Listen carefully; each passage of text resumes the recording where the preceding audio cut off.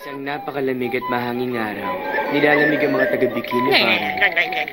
Nakakainis naman, nanginginig na ako rito. Hindi ka lalamigin kung mag-ehersisyo ka. Hop to, hop to. Ang galing, pwede na ako magluto ng burger sa sobrang init ko. Mabuti na lang, hindi ako kumakain dito. Nako, si Mr. Krabs talaga. Gaano ba kalamig ang lugar na to ngayon? 62 degrees? Pati yan tinitipid niya. Gagawin ko na nga lang 63 para naman mainitan tayo. Ha? Ha? Oh? Sinong nakialam ng thermostat ko? Eh? Salamat sa pagsasabi niya. Walang anuman, Squidward. Ikaw, Squidward! Lagi mong binabanggit na kasali ka sa book club! Itong basahin mo! Do not touch thermostat ever.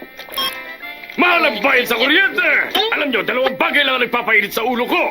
Mga bata naglalaro sa bakuran ko at mga taong pakialamero nakikialam sa thermostat ko. Maliwanag! Mr. Krabs, baka sarili ka talaga. Oo nga, masaya pa naman sa bakuran nyo. May mga bata naglalaro ngayon, oh.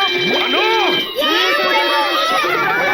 Hoy! Umalis kayo dyan sa bakuran ko! Ganyan nga. Tumakbo kayo palayo, Krabs. Sa wakas, nalaman ko na rin kung anong totoong kahinaan mo. Hindi magtatagal, pababagsakin ko rin ang negosyo mo. At ang pinakamamahal mong thermostat ang gagamitin ko laban sa'yo. Teka lang. Ako po, lagot. Masama ito. Alis na! Alis na!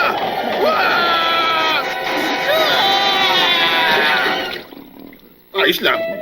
Pagkalipas ng 4 o 6 na oras, makakapaghiganti rin ako sa wakas. Uuwi na ako. Gusto ko na lang itulog tong hypothermia ko. Hypothermia? Ano ibig sabihin nun? Isa yung pusit na mahilig magreklamo.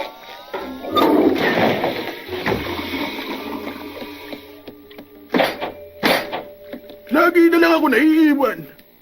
Lagi na lang ako napipigilan ng alimang yun na makuha ang secret formula niya. Pero ngayon, gusto ko makita kung paano sila magtitinda ng Krabby Patty pagkatapos ng gagawin ko. Dito sa buhay natin, minsan dumarating ang taglamig. Hindi ba tama ako? Krabs! Pasensya na, trabaho lang ito. Teka, baka nga pinipersonal ko na siya. Pinapakailaman ko na Krabs! Pinapakailaman ko na Krabs! Hindi. Pero, nakialam sa thermostat ko. Nagdala dapat ako ng panlamig. Parang mas malamig ngayon. Basta ako, nakagwantes na, Squidward. Ang init na. Ha? Magandang umaga sa inyo. Medyo nagkero na ang kandado. Oh?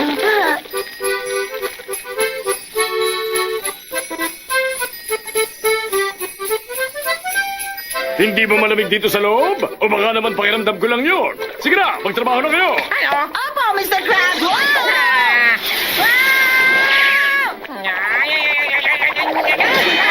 Squidward, pasensya na!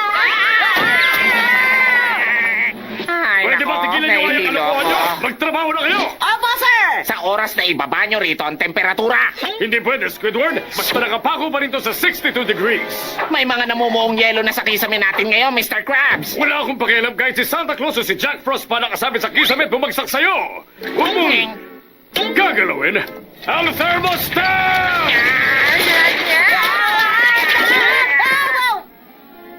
Sabi ko na nga ba't matitiis mong hindi ibaba ang temperatura?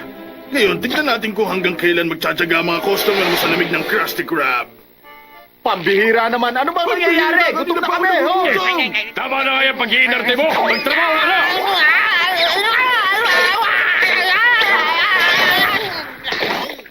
Heto ng order nyo. Umalis na tayo rito! Oo nga, halika na! Pambihira naman kung kailan gutom na Umalis gutom ka, kayo sa no? likod niyo yung lugar na yan. Kung saan ipinagkakain sa inyo ang saya at init ng buhay. O ikaw, gusto mo bang kumain sa Champ Bucket? Bahala ka. Ang mahalaga, wala ng tao sa Krusty Krab ngayon. Teka, bakit nagbabalik ka ng mga customer doon? Hindi ko ito maintindihan. Bakit kaya sila bumabalik sa lugar na yon? Anong? Ibalik mo mga pati na yan mamaya, SpongeBob! Opo, Mr. Krabs. Mabuti at hindi ako kumakain dito. Heto na ang order nyo. Nasaan na yung in-order ko?